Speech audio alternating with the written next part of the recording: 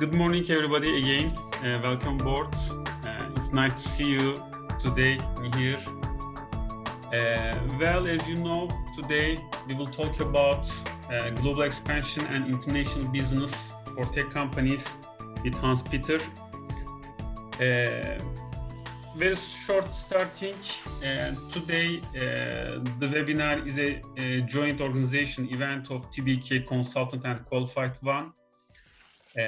As a short brief, at QualfiedONE, we provide management consulting services for tech companies in product management, kind of topics like product management, marketing, especially in digital, international business.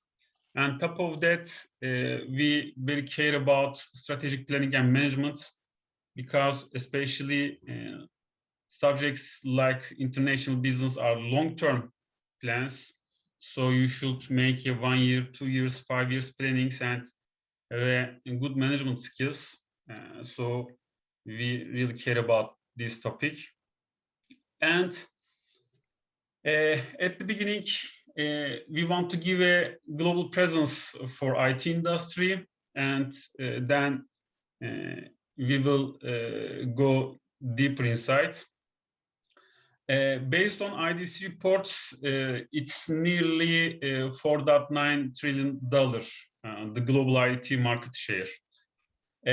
Of course, the countries like United States, China, and as a regional Europe is leading players in this market. And as an individual countries like Turkey or others, there are little market share in this huge market. So there are very big image or there are very big area to play. And today we will talk about how can we make have a more share in this huge market. And of course, this means lots of challenge, lots of opportunities and challenges, of course. We try to explain the opportunities and challenges with Hans Peter Bech. I think Hans, by the way, welcome Hans. Good morning. Good morning, and thank you for having me today. I've been looking forward to this session. Yeah, thanks a lot for joining us today and all the attendees. Well, I think Hans is quite famous in Turkish IT community. By the way, we have lots of attendees in Turkey. Besides this, we have guests from Europe and Middle East. And as I said, I think Hans Peter is quite famous in Turkish tech community because he has provided kinds of trainings and events before in Turkey with Yasat, Sabancı University, and İMİP. And today we will talk about global expansion and international business with Hans.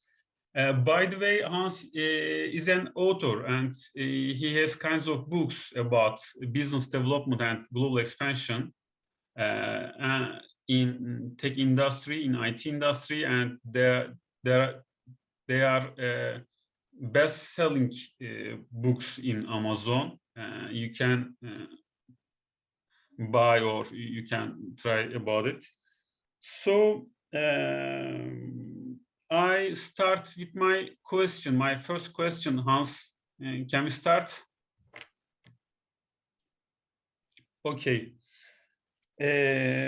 Well, we talk about kinds of opportunities and challenges. We say there are very big markets. Is it rewarding or risky? What can you say? What's your opinion? To make a global expansion. If you ask me if it's risky to do international business, then the question is certainly yes. It can be very risky indeed, and software companies that which is working with, some of them lose a lot of money trying, but of course it can also be very rewarding. And the book that you're showing right now is my other book, or one of my other books, which is called 5,406. I call it that because it actually shows that you can do very good business as a software company, even though you are not located in the Silicon Valley. And this book tells the story about the company Navigator. That's a company that grew from just a very few engineers in a basement to be acquired by Microsoft for $1.4 billion. So if you want to learn how to grow your company from nothing and to have a channel of more than 2,000 resellers that serves over 100,000 customers in 30 countries, then you can read that book. It gives you at least one of the recipes. And just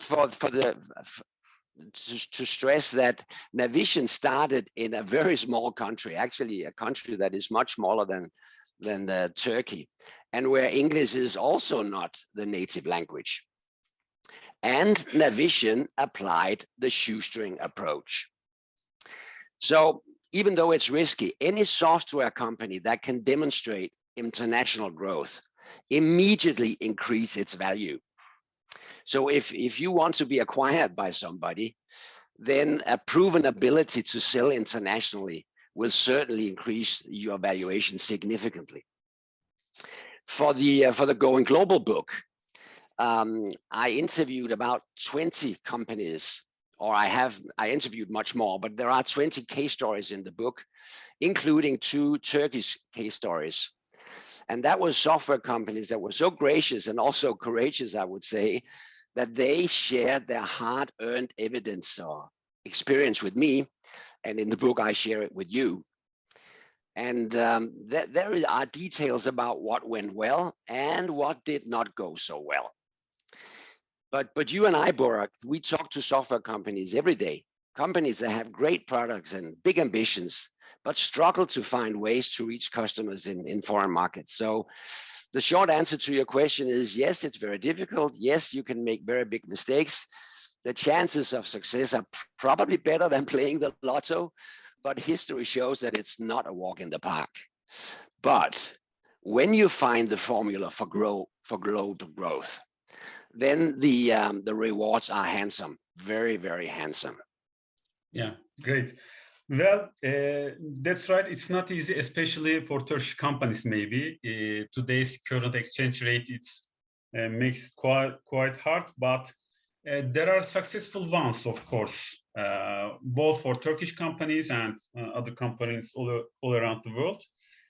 Well, I believe in experience so much. So I believe I know you have shared kinds of experience. Your experience, by the way. Hans, maybe people know the Navigator, Microsoft Navigator. Peter was one of the managers of Navigator, which was acquired by Microsoft. So he is very good at international business. And I want to learn about your experience and other companies, successes and the failures. Can you share this kind of case studies with us? So, but before I answer, you might say, nor are there 2 situations that are exactly identical. And that's important when you read case stories. You often have to dig deep to find the explanation and understand the differences. And digging deep, this is exactly what I do in the book. But when that is said, there are, of course, some clear common denominators and some of the same reasons why people, I wouldn't say made mistakes, but have challenges with getting the tractions that they planned for. And one of the things is understanding business development and marketing sales. That's one of the important things to understand. Knowing this difference is key to success, especially when you want to expand internationally. So if you can show the next slide, Burak. Yeah. The number one reason for failure in getting business up and running international is approaching it as if it was a tactical marketing and sales task. I didn't get that. Could you try again? Hey, that was Siri listening in here. So So if the business model is environment, that means the environment where you do your business is the same as at home, then the international challenge is a marketing and sales task.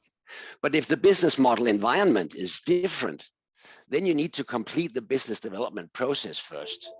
And the business development, the business model environment, that's your competition, that's the market conditions. If they are very different in the foreign country than in your own country, then you have to go through this business development process before you can start sales and marketing. And then the biggest mistakes companies make occur when in situations where the customer's buying journey requires that the software company is physically present for face-to-face meetings. That's when you need to have people on the ground to generate leads and manage the sales process.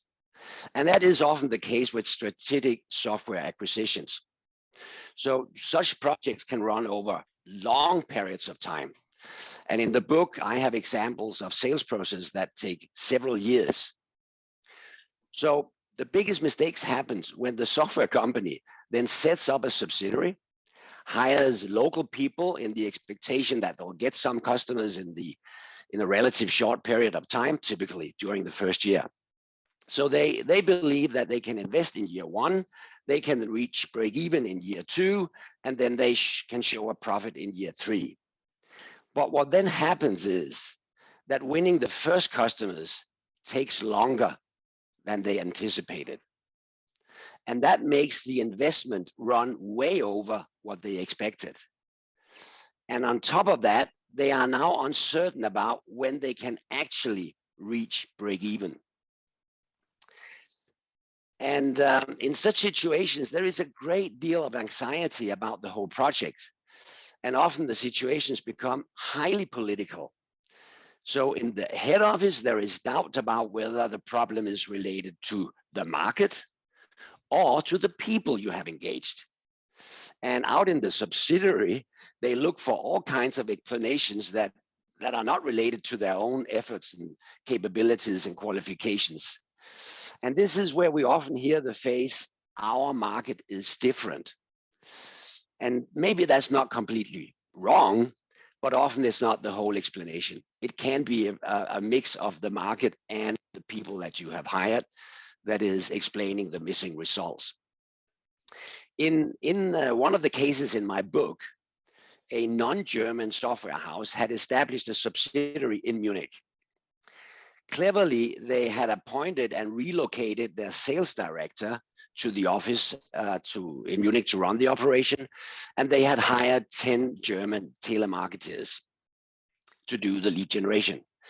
So after a year, the results were far from what they had expected and what was the basis for the investment. And then, at the same time, the financial crisis hit their business at home. So now they had sort of a war on two fronts here, and they did not dare to continue the investment, which had a price tag of about €1.5 million. In another case story that's from the book,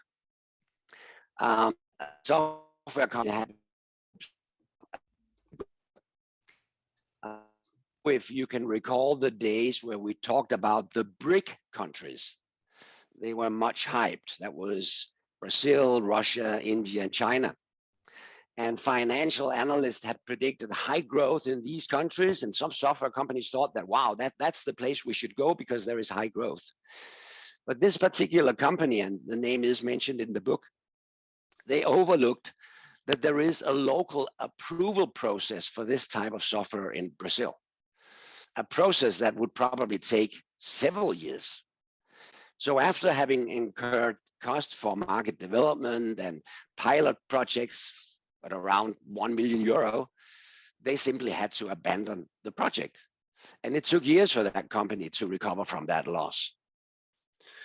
So if I should sum it up, then go-to-market strategies that requires that you have staff on the side and feet on the ground, they are very risky and they often go wrong.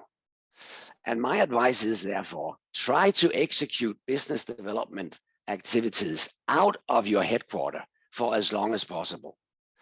or at least avoid setting up subsidiaries and hiring local people, put local people on your payroll. Avoid doing that for as long as possible. Instead, what you can do is that you can engage business development capacity abroad in the country on a freelance basis. Today, such people are not difficult to find, and there's a lot of them. So the general rule is you should never invest more than you can afford to lose. And going from being a company with a single office in Istanbul, Ankara, Izmir, in any country, going from have a single office to operate from remote offices in foreign countries is a major complication of any business. And then if you add a few languages on top and some different cultures, then the options for misunderstandings and intricacies are absolutely endless. So companies that invest in building bridgeheads abroad should recognize that international activities require substantial management attention in your headquarters. So you need the management bandwidth to manage your international operations. And you need to monitor them very, very close. You should actually consider these activities more as experiments that you are prepared to change. It means that you should follow up very closely. You should evaluate whether you're on the right track, or then you should adjust your course. It turns out that if you have a hard time winning customers in another country because your presence is perceived as too flimsy by your potential customers compared to your competitors, then it's because your value proposition and your position is too weak. You then need to go back to the drawing board and you need to rethink your product and your positioning strategy. In the book, I present 7 strategies for how you can get customers abroad without first having to invest in a subsidiary. And my favorite example of a international shoestring approach is the American company Epic. Just a few years ago, Epic grabbed about 50% of the Danish market right under the nose of 2 Danish software companies that do essentially the same. Epic is the software behind a digital healthcare platform for hospitals here in Denmark, serving about 2.5 million citizens. So when they signed this multi-million-dollar deal, Epic had no employees in Denmark. The software was not translated to Danish. It was not localized for the Danish market. It was not pre-integrated with the other application that such an application needs to talk to. But nevertheless, their value proposition was so strong that they were preferred over their Danish competitors. Today, Epic is $1 billion team and no salespeople. You should definitely read that case story in the book. It's very inspiring. Okay, great. Well, what about the cases you don't recommend to make a global expansion? In which conditions we should think twice? Well, I would hate to say that there are situations where you should not go global or go international, but there are situations where it is not so obvious and where it is definitely very difficult. We can talk about those before we go and talk about those where it's more obvious. And if you're developing a software for a very localized market with very few and large customers, that's, for instance, insurance companies, banks, or the public sector, then internationalization is difficult. Your value proposition and your positioning must be extremely strong before enterprise customers abroad will run the risk associated with implementing your solution. It happened in the Epic case, but generally it's a difficult situation. It's not impossible, but it requires great ingenuity and considerable patience. Okay, great. Well, up to now, I think we talk about mostly challenges. Yeah. So what about the solution? What should we do to make a successful global expansion? What is the easy way and how? Yeah. In the book, I distinguish between two types of companies. In the one group I call the physical revenue generation approach. And in the other group, we use the virtual business generation approach. So I distinguish between the physical business and the virtual business. And if we're looking for easy ways, then it's when you run a virtual business. It's when customers can find you. Those that I talked about so far here in the webinar, they are the physical companies. So the companies that we'll talk about now are what we call the virtual ones. In the book, what I call a virtual company or business is characterized by the fact that they do not have to meet physically with potential customers. Customers don't care where the software company has their offices. Actually, they don't care if they have offices at all. And in many cases, they're perfectly okay with not talking to anyone during what we can call the buying journey. And this is typical for software that solve well-defined standard tasks that are not decidedly critical for the customers. Often these are purchase decisions that do not require approval for top management, but a decision can be made by a line manager. And line managers can make such decisions because software today is no longer a question of procurement. It's something that needs to be put on the customer's balance sheet if you make an acquisition. Today, using software mostly means that you sign up for a recurring subscription. And that can, at least in principle, be terminated on short notice. And that type of decision can be made by a lower level in the organization. So cloud-based software as a service has opened up internationalization opportunities where it basically doesn't matter where the company has its offices or if it has offices at all. When I describe that scenario as easy, then it is because you can handle all branding and all revenue generation activities from one location, from your current location. And because you initially only need to market yourself in English. Yeah. In that stage, I totally agree with you. Especially for my community, I strictly recommend if a company has a cloud-based product and services to try on global expansion. Besides this, of course, the company should assess its own resources and make a market research and try for a well-designed go-to-market planning. And one more thing for my own community, I think that we try on study on cloud technologies more, because in Turkey, cloud technologies have a low penetration. It's nearly 10% of enterprise level softwares. And this is nearly 15% in United States, for example, or especially in West Europe, it's nearly 15% have a 15% penetration in the market. So we try on about cloud technologies. Besides this, sometimes I meet this kind of companies that they suppose deploying a software on a server in a hosting company is a cloud.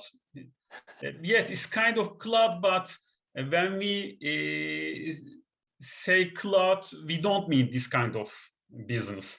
Actually, when we tell about cloud business, we try to tell about new technologies, right, like microservices or container-based technologies. Maybe you can use Docker or Kubernetes, whatever, but we're talking about new technologies. So thanks a lot, Peter. I want to carry on with localization. What do you think about localization? I want to go global. So do I need to translate my content or application kinds of language, or is English is enough What can you say? Well, I make a big point of it in the book that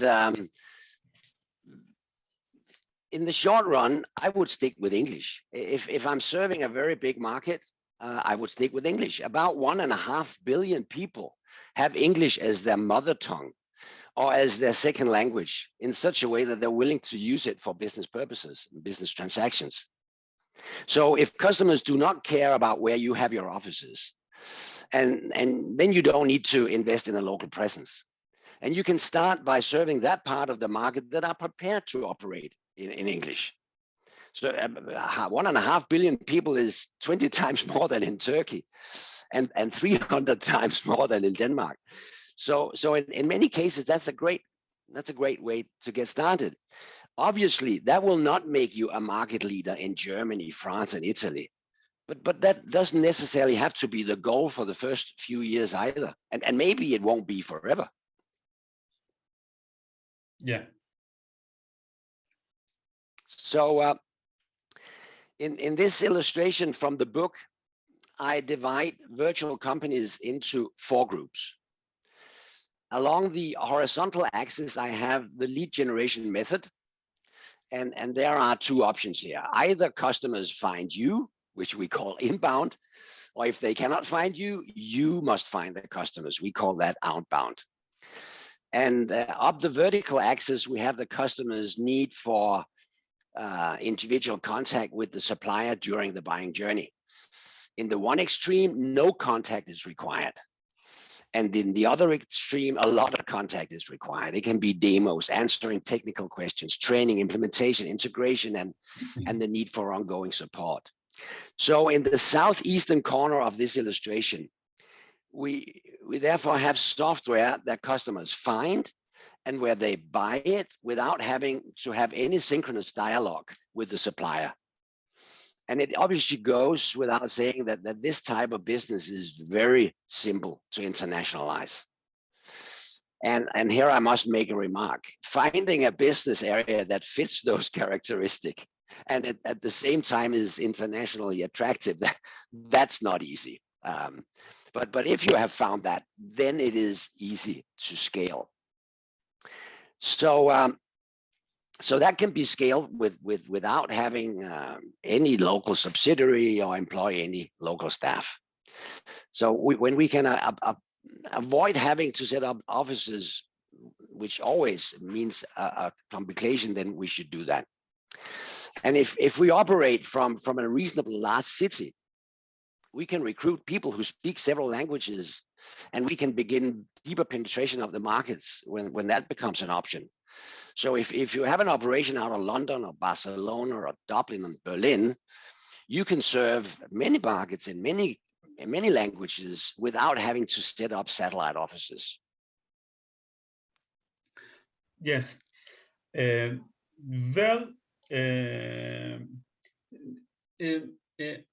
Related to my experience, I want to share if your company goes enterprise level application, sometimes it needs more localized content because the company should think for all.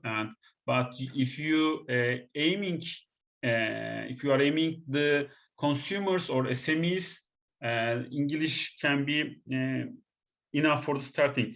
Besides this especially for my community, I would like to say having a branch in global tech hubs is a good idea because sometimes customers are looking about that. You don't need to payroll anyone or hire anyone day one. You can start with the freelancers, as you mentioned, and there are both private companies that provide shared resources about these regions or global tech hubs like London, Berlin, maybe Dubai, something. But it would be a good idea for the starting point, have an address and contact point in these global tech hubs. Well, another question, my company isn't a virtual. I have a physical company. So How can I penetrate the new markets? How can I decide the starting point? It would be Italy, Germany, Egypt, maybe. How can I decide this? Just for the sake of it, most of the case stories in the book are about physical companies. So most of the case stories are enterprise grade software where you need some level of localization to get any penetration. So I just want to make that clear. But the answer to your question depends to a large extent on both the product in question, but also of the ambition of the owners and the management of the company. When I did my research for going global on a shoestring, I came across several software companies where the founders actually did not have ambitions for managing big international companies. They were techies, technical guys, and they actually preferred to run a small and lean operation where the customers made inbound inquiries. Excuse me. Yeah. So they prefer to run small operations and be that they wanted to run was a sales department. So for many entrepreneurs, people management and sales are not their primary interest. Even though they might be able to, they know that they can grow more and faster if they had those functions, it simply doesn't have their interest. But back to your question for those who want to develop large, complex and international companies. How do you find out if you should go to Italy, Germany, the US, China? Where should you start? If you don't know anything about those countries, about those markets, then nobody can answer that question. If you never receive any inbound inquiries from any of those markets, you won't even know if there is an interest or potential there. So again, most of us in the software industry speak in reasonable English, and with 1.5 billion people out there speaking English too, that's a good place to start. So my recommendation is start by developing a professional website, deep website in English, and see what that attracts in terms of potential customers. And if you get more from Germany than you get from the Netherlands, maybe there is a reason. And then my next recommendation is start mapping what I call the business model environment. And that's what we have here on the slide. Alexander Osterwalder, who is the inventor of the business model canvas, that's the small model in the middle with the 9 building blocks. He also defined what he calls the design space or the business model environment. The business model is fully within our control. This is where we decide what to do, how to do it, and which type of customers to approach. All the things around the business model, which we do not control, that's called the business model environment. And that's represented by the 4 arrows. And that is a great way to analyze and describe the reality in which your business model has to work. And my point here is that each country has its own business model environment, which varies from product to product. And if your product requires a lot of localization, then you should expect that the business model environments are very different from country to country. So Alexander Osterwalder has developed a workshop model where you can map a business model environment for each country. It's something that you can do on your own. It obviously does require the participation of people who have an insight into these markets. Otherwise, there will be too many open questions. But fortunately, with the internet today, and if you master the language of the country that you are analyzing, then you can get a long way by studying websites and of industry associations and analysts and competitors. So I've included in the slide a link to the guide, to the manual for how you run such a business model environment workshop.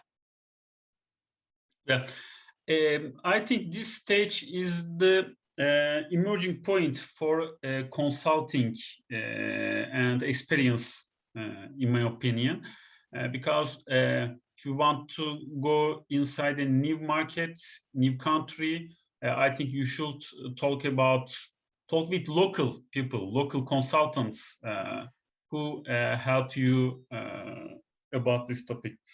Well, and you told about inbound inquiries, Hans, inbound requests. This is what we like so much. This is a very good case. Customer find me. So is there a shortcuts about that? How we can provide this? Yes, I believe there is. But again, often we are facing a dilemma here. Let me explain. So if you offer something for which there already is an established market, then there will also be established keywords against which you can optimize in your marketing initiatives. If you offer something that the market does not know exists, and then no one is looking for it either. So if you're an insurgent, which you often will be if you go international and with your solution, then it means that you are a new company offering an innovative solution. So you must communicate into an established market so that you hit the keywords that people are using. And at the same time, you must maintain a clear differentiation, your alternative or innovative position. But that is possible to manage this dilemma. And in the book, I describe a 10-step method for how you become what we can call a thought leader or an industry expert within your domain. And the method is based on the fact that not everyone in the market is in the market for everything all the time. And I have that's illustrated in this figure here. If your type of product has a significant importance for the customer, and that is obviously the case with enterprise-grade software, it will take years between the individual customer gets into a situation where it's necessary to switch or acquire a new solution such as yours. So customers who do not have to switch to a new solution right now, they are not particularly interested in suppliers, company, and product information. That's the kind of information that I, in the book, call propaganda. And software companies are generally very good at producing propaganda. Instead, what customers might be interested in is more general information about trends in their industry, case stories, information about new methods and the like, not because they want to buy anything, but they like to stay up to date and look for information that may be relevant for the job they're performing. So by positioning yourself with this type of information, which I call company and product agnostic information, you have a much better chance of generating relationships and develop a position that makes you relevant when the day comes where they will acquire a solution. You can then build with that kind of information a brand and be on the radar when the needs become active. Many software companies today can find their customers or potential customers by using LinkedIn's Sales Navigator and combining the options that I just briefly mentioned, which I call content marketing, with an intensive use of Sales Navigator. You can generate inbound leads worldwide. Yeah, great. What about partnership models? Well, I know some companies don't have any idea about partnership model. Besides, there are companies that I can acquire a partner in a remote market and I can win. Is that simpler or less expensive way, or is the success way to win that market? What can you say? So if you're asking me if it's less risky, simpler, and less expensive to go indirect through business partners, resellers, then the short answer is no. And you can find the long answer in one of my other books called Building Successful Partner Channels. Let me just state here, if your current go-to-market approach in your domestic market is indirect through resellers, and let's say that you have 50, 100, 200 resellers that is serving your market locally, then it makes sense to replicate that approach abroad. It means, however, that you need to find, recruit, and onboard those resellers before you get any revenue. Therefore, you add an additional layer of complexity to your business. So recruiting resellers in a foreign country where you have no presence, no brand awareness, and no reference customers, that's not easy. And finally, resellers, they will not invest in market development for you. If you want to go through resellers, if that's your business model, you must first invest in developing the market and generating the leads for your resellers. And then over time, as the resellers become productive, then the business may start rolling. So you're right. There's a lot of software companies that believe they can pass the business development and the market development job on to the local business partners, but they can't. They will fail. And when you read my book, you would understand why. Using an indirect approach is an excellent way to scale a business, not to start a business. If you start a business with resellers, you should expect that it takes more time and it takes more money. But at a certain stage, that model can accelerate very fast. The book about Navigator is also a very, very good example of how that model works. If you look in the back of the book, I have listed the revenue and the profit and the number of people in the companies for every year since they started in 1984 and until they sold to Microsoft in 2002. And you will see that the growth in the beginning is very, very, very slow. And then suddenly, after 15 years, boom, then it takes off potentially. You will also see from the book that both Navigator and especially Damgard, those two companies merged and became Navigator. They had a difficult time getting international traction. It was not a walk in the park, and they made a lot of mistakes before they actually found the way to do it. And all those details are in the book.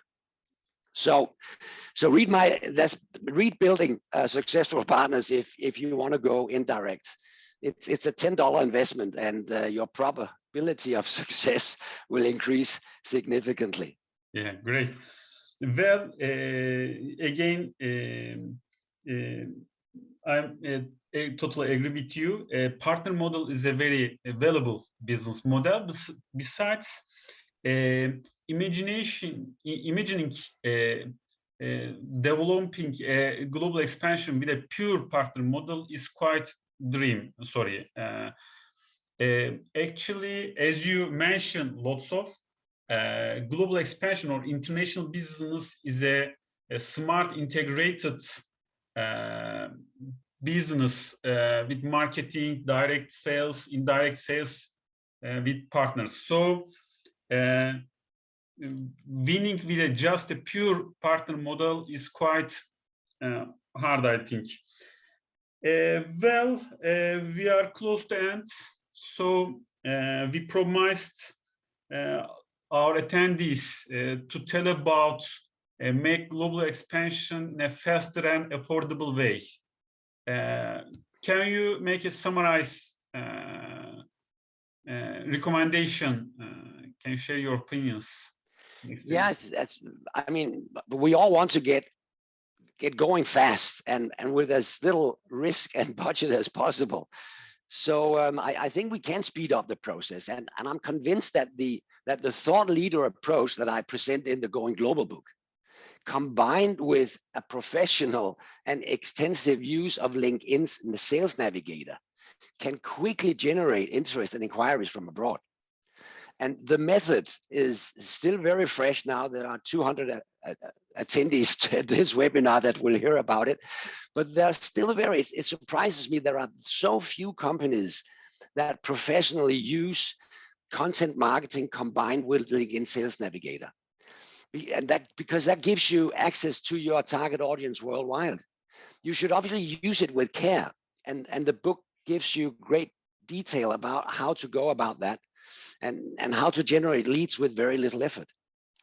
It's somewhat counterintuitive, but the inquiries will come from what we call the early market. And that's exactly what you will prefer. Because, and this is illustrated well in this well-known model here, if you have a product that represents a whole new way of doing something, then you need to grab the early market first. What is described in this illustration as the mainstream market, that's behind this vertical things called the chasm. What's behind that is the mainstream market. But mainstream customers are not interested in anything that is new, and they represent 80% of potential customers. So as technology enthusiasts and visionaries, that's on the left side of the chasm, are constantly on the outlook for new ways to do things, it's much easier to make them spot us when we come past their LinkedIn profiles. We will also hit many others using this approach that I recommend, and you can read about in the book. But with my method, it can be done on a very modest budget. And finally, I will conclude this part of my presentation by recommending that you spend a little more time analyzing and planning before you put something into action, because it's cheap to plan and it's expensive to execute. So always consider the first initiatives as experiments that you must adjust and change quickly, which will also help you avoid costly mistakes. Because mistakes that you don't fix quickly often becomes very, very expensive in the long run. So I have this learning wheel that I recommend that you follow. For everything you start up, gain some insight, do some analysis, set the objectives, define a strategy for executing, a plan, execute, and then measure the outcome. Also, if you start using my content marketing combined with LinkedIn Sales Navigator approach, use the same approach. Start out something, but measure it, learn from it, and adjust it and refine it. Then that's the way to become a professional, essentially. Yes. Thanks a lot, Peter. The last slide is my request from Peter. Actually, Peter don't prefer to make these general views because he thinks every company has individual conditions. So every company study their own resources, study about their own resources. But I want to share this kind of presentation because maybe we can talk everybody individually, but as he said, the planning is very important. As you see, the first 5 stage is about planning, assessing your own company, defining your goals and objectives. So maybe optimizing your resources. And after that, start execution and measure. And especially in the 6th and 7th stage, I recommend the companies to become more agile because especially in the first steps, of course, you will have failures and you will learn something new. You need to adjust in an agile method your own business and carry on moving. Thanks a lot, Peter, for joining us today. It's a very valuable meeting for me, webinar for me. Hope the other attendees enjoyed the session, and we can get the questions from the attendees. From now, we have nearly 10 minutes to close the session, and Peter can answer your questions.